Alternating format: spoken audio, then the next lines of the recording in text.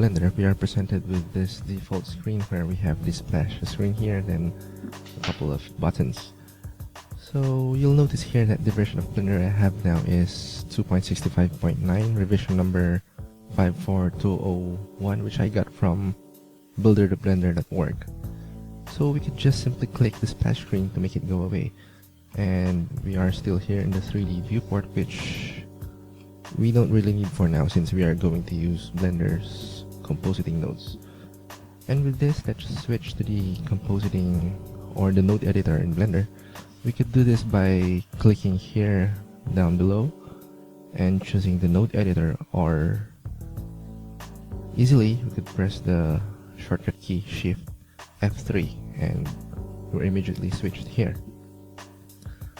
The first thing that we need to do here is to add the initial image.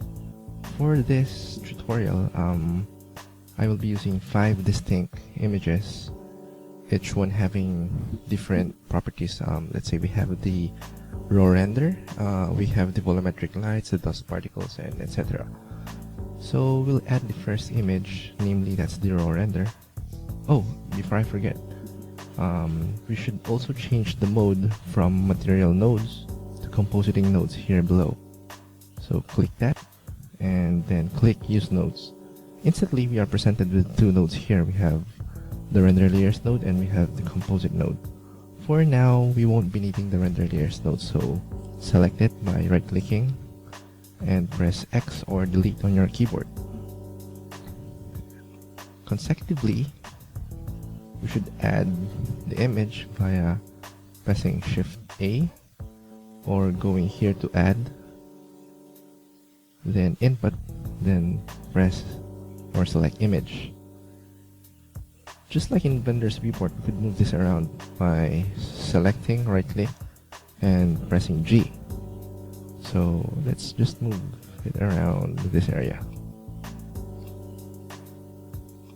I have to inform you though that these methods are not solid rules, so just wanted to let you know before we delve into it deeper. These are not solid rules and stone-edged methods that you have to follow, so do whatever floats your boat.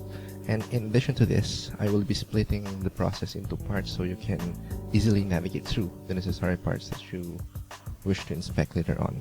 So going back, select the image and then click the open button. Then let's browse here over the folder that we have and locate the image that we want to input.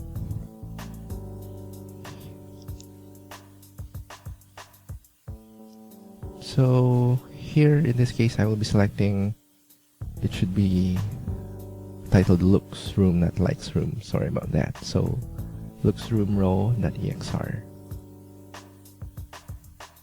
So once that's in, we could check the preview here, small window, and I'll tell you later why we need the OpenEXR as the option and not the other raster formats like PNG, JPEGs, etc. Also, you notice here there's a properties panel on the right, which most people call the N panel, which is kind of funny. So here we have, let's take a look. In here we have the active node, which you could label, change the name, etc. and you could check the path here. The thing to note here though is the performance tab, which drastically improves the performance or the speed up of your viewport, of your render.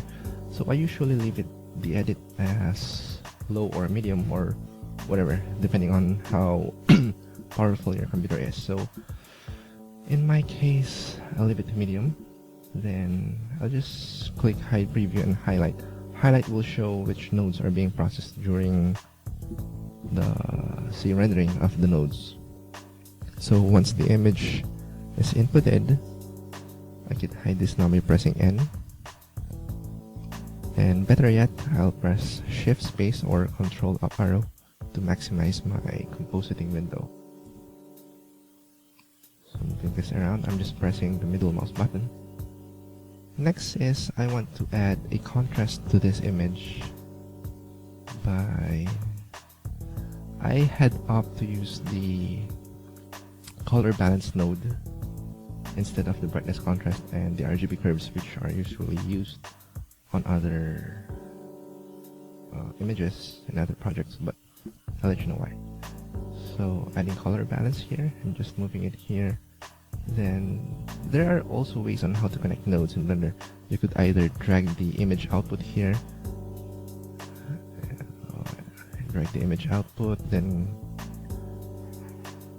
connecting it to the image input of the color balance, or better yet, you could just select the color balance, then shift select the image and press F to connect. So instantly these two are now connected. The reason I'm using the color balance node is that I get more control over the shadows, which is this left part here, the midtones, and the highlights. So I could dictate which part I want to increase the contrast of, increase the brightness of, and so on. So here I just added the color balance node, and let's label this thing as contrast here on the properties panel, contrast, and instantly you get the contrast label here on the header of the color balance node. However, you'll notice that we're not seeing any results now. This is because we don't have any viewer node yet, or we have the backtrap disabled. So let's just enable the backtrap. And to add a viewer node, instantly you could just press Ctrl Shift and left click on the contrast node, or if you wish, you could press Shift A, output, then viewer. So move this around here. And there's also one technique I wanted to share with you, which Sebastian Cooney shared with me before during our project in, I think that's the 48-hour film project. So whatever node you have selected, you could just hold the Control and Shift buttons on your keyboard and pressing left click. Quite nifty tool, a method I must say. So Control Shift left click here connects the viewer node to the contrast node. If you want to connect the viewer node to the image node, just press Control Shift and left click. So it alternatively pops in the viewer node to that active node. So proceeding with the contrast node selected, we just need to somehow enhance the contrast here. So for the shadows part, let's bring it down a bit. Oops, it's a little bit too much. So just a tad bit, I think. Then the highlights, let's bring it up just a little bit. I think I overdid the shadow. Oops. Okay, that will do for now. So we'll make adjustments as we go on. Next is we add another color balance node, which will be used as a colorizing node to sum it up. So let's press Shift A and click color, then color balance node.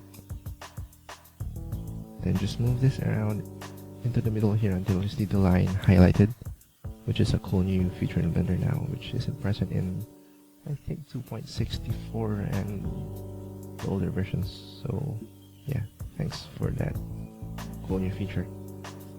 So here, our aim here is to just colorize the image as more nightish or bluish, so to speak. So on the shadows part, let's add a tint of blue. Right now though, the backdrop image is not seen very well since these nodes are obscuring my view. So what we have to do here is just press Alt V. V to zoom it out. And I think that's better. So we adjusted the shadows part to be a little bit tinted with blue.